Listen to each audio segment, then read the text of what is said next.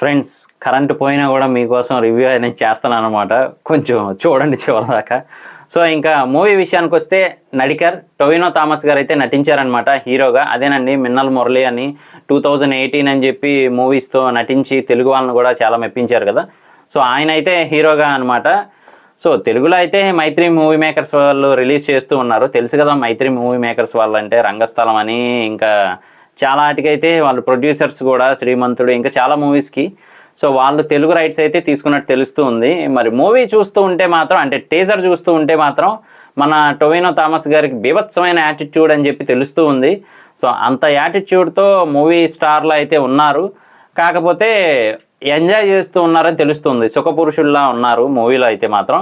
అంటే నచ్చినట్టు తిరుగుతాను, అలాగే ఫోన్ కాల్స్ కానీ మూవీస్ కానీ ఏమీ లేవు, ఎంజాయ్ చేయాలనే టైప్లో చెప్తూ ఉన్నారు. కాకపోతే తర్వాత మూవీస్ ఫ్లాప్ అయినట్టు అనుకోకుండా తన స్టార్డమ్కే మొత్తం కలిపి చొరకలంటినట్టు అయితే తెలుస్తూ ఉందన్నమాట.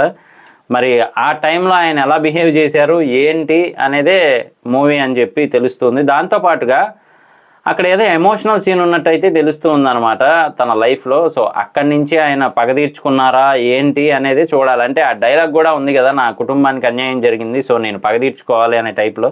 మరి అది మూవీలో డైలాగా లేదు అంటే ఈయన రివెంజ్ స్టోరీయా అనేది చూడాలన్నమాట మూవీ. కాకపోతే కొంచెం ఇంట్రెస్టింగ్గానే తీసుకెళ్లారు. ఆయన గెటప్స్ కూడా చాలా డిఫరెంట్గా అయితే ఉన్నాయన్నమాట. మరి ఆయనకి అన్ని అవమానాలు అవన్నీ జరిగిన తర్వాత మళ్ళీ ఆయన ఫిల్మ్ స్టార్గా నెంబర్ 1 పొజిషన్లో ఉన్నారా లేదా దిగిపోయారా ఏంటి అనేది చూడాలి. ఆయనతో సినిమా తీసిన ప్రొడ్యూసరు డైరెక్టర్ తిట్టుకుంటున్నట్టు తెలుస్తూ ఉందన్నమాట. సో మరి ఏం జరిగింది ఏంటి అనేది మాత్రం మనం వెయిట్ చేసి చూడాల్సిందే. ప్రస్తుతానికి ఓన్లీ టీజర్ మాత్రమే రిలీజ్ చేశారు కాబట్టి మ్యాక్సిమం డీటెయిల్స్ అయితే ప్రొవైడ్ చేయగా ట్రైలరు మూవీ రిలీజ్ అయిన తర్వాత వాటి రివ్యూస్ కూడా చేద్దాము. సో మెయిన్ డీటెయిల్స్ అయితే మనకు ప్రొవైడ్ చేసిన ఇంతవరకే. లగ్జరీగా ఆయన ఎంజాయ్ చేస్తున్నట్టు, అలాగే మూవీస్ ఏమీ వద్దు అని ఆయన ఫీల్ అవుతున్నట్టు, కాకపోతే స్టార్డమ్ ఆయనకి తగ్గిపోయినట్టు ఉందన్నమాట. ఫ్యామిలీ ప్రాబ్లమ్స్ అవన్నీ కూడా చూపిస్తూ ఉన్నారు.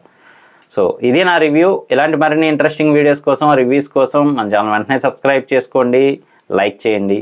నేను మీ ప్రసాద్, మళ్ళీ నెక్స్ట్ వీడియోలో కలుస్తాను. Love you all.